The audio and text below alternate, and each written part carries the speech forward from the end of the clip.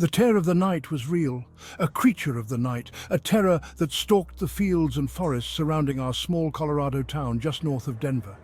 We called it the Black Devil Dog. It was more shadow than flesh, a gaunt spectral canine with eyes that burned like hot coals. Its fur was the color of a moonless night, absorbing all light, reflecting nothing. I first saw it when I was just a teenage boy. It was a hot summer night, the air thick and heavy. The moon was full, casting an eerie glow on the cornfields. I was walking home from a friend's house, my heart pounding in my chest. That's when I saw Black Dog, a vicious dog at the edge of the woods. It was just standing there, watching me. The dog ran at me, tearing into my flesh. Then it turned and melted back into the darkness. I ran all the way home, my mind racing with fear. I knew then that what I had seen was not of this world. Stories about the Black Devil Dog had been passed down for generations in our town. Whispers of a creature that roamed the night, preying on livestock and striking fear into the hearts of men. Some said it was the spirit of a vengeful demon.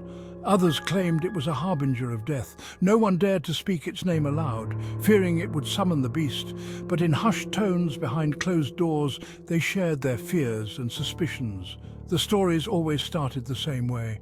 A cold breeze, the smell of sulfur, and then the chilling sound of its growl. A low rumble that seemed to shake the very ground beneath our feet. My grandfather told me that the creature had been haunting these lands since time immemorial. A malevolent entity feeding off the fear and despair of the townsfolk. He said that it was drawn to places of sadness and suffering, its presence a constant reminder of the darkness that lurked within our hearts. The terror reached its peak the night old man Miller was found dead in his field. They say he had seen the creature on the night of his demise. His last words, a garbled whisper, sent chills down the spines of even the bravest men. Red eyes, burning bright, the devil's dog takes flight. The town was in an uproar.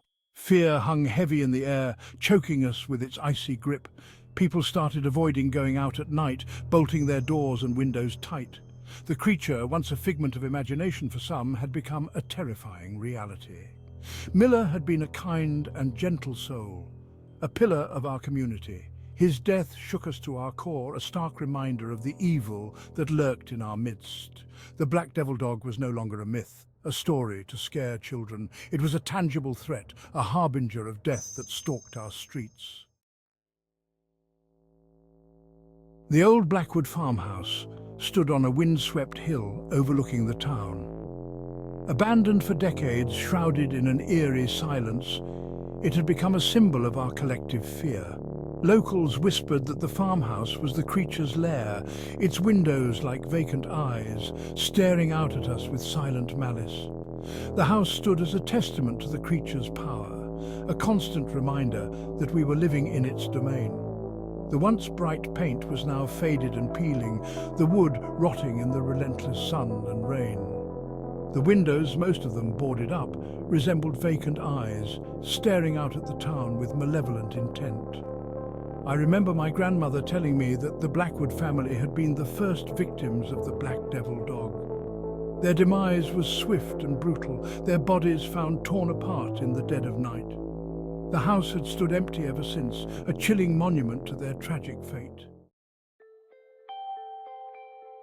Hope, however, came from the most unexpected source, a dusty old book found hidden in the attic of the town library. It spoke of the Black Devil Dog, calling it a guardian of an ancient evil, bound to our land by a curse. The book spoke of a ritual, a way to break the curse and banish the creature back to the abyss from whence it came. It mentioned an incantation, a powerful prayer that could sever the creature's ties to our world. But the pages containing the incantation were torn and lost, leaving us with a glimmer of hope, yet frustratingly out of reach. The book became our only solace, our only weapon against the despair that threatened to engulf us. We clung to the belief that the missing pages existed, hidden somewhere in the town, waiting to be found. We were determined to find the incantation, to fight back against the darkness that had descended upon us.